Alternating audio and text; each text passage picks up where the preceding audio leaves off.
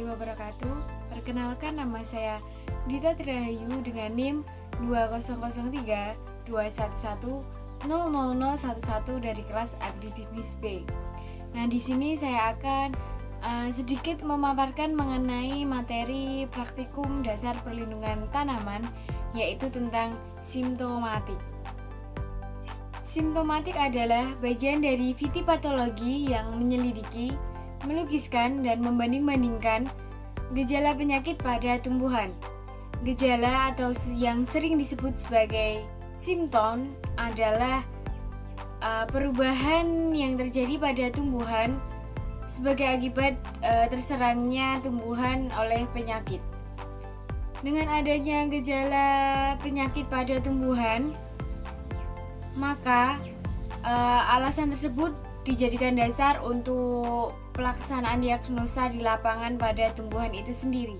Pada simptomatik juga sering dikenal istilah tanda atau sig, yang artinya semua pengenal dari penyebab penyakit selain reaksi dari tumbuhan inang, seperti badan buah, spora, cnidia, dan lainnya.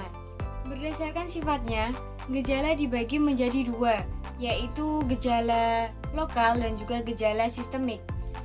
Gejala lokal adalah gejala yang terbatas atau bersifat setempat yang disebabkan oleh bakteri ataupun cendawan. Sedangkan gejala sistemik adalah gejala yang menyebar dan juga dapat meliputi seluruh tubuh tanaman ataupun tumbuhan karena disebabkan oleh virus dan juga penyakit fisiologi.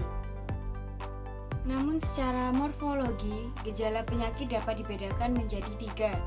Yang pertama yaitu gejala nekrotik, yang kedua yaitu gejala hipoplastis, dan yang terakhir adalah gejala hiperplastis. Gejala nekrotik adalah gejala yang terjadi karena kerusakan pada bagian sel atau sel-sel yang mati.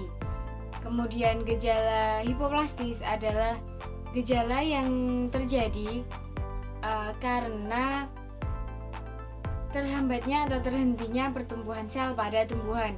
Dan untuk gejala hiperplastis yaitu gejala yang disebabkan karena pertumbuhan sel yang melebihi biasanya.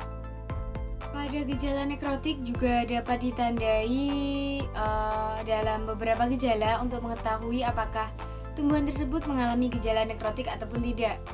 Tanda-tandanya yaitu ada nekrose, klorose, perforasi, kanker, busuk, dan juga pendarahan. Dan untuk gejala hipoplastis juga terdapat tanda-tanda seperti roset, kerdil, dan juga perubahan simetri. Pada gejala hiperplastis juga terdapat tanda yang dapat mengetahui untuk apakah tumbuhan tersebut terserang oleh gejala hiperplastis ataupun tidak.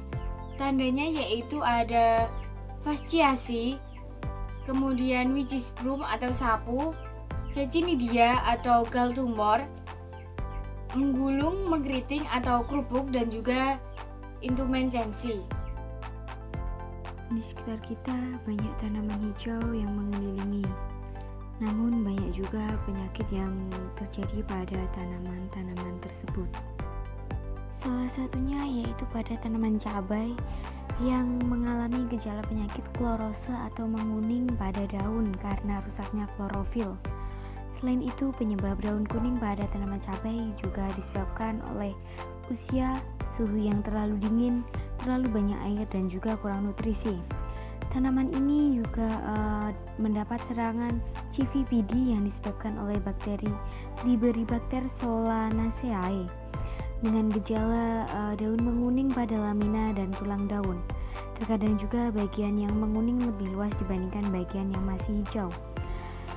Apabila tanaman cabai atau daun cabai ini menguning, maka lama-lama daun tersebut akan layu dan juga akan gugur dari tanaman cabai tersebut.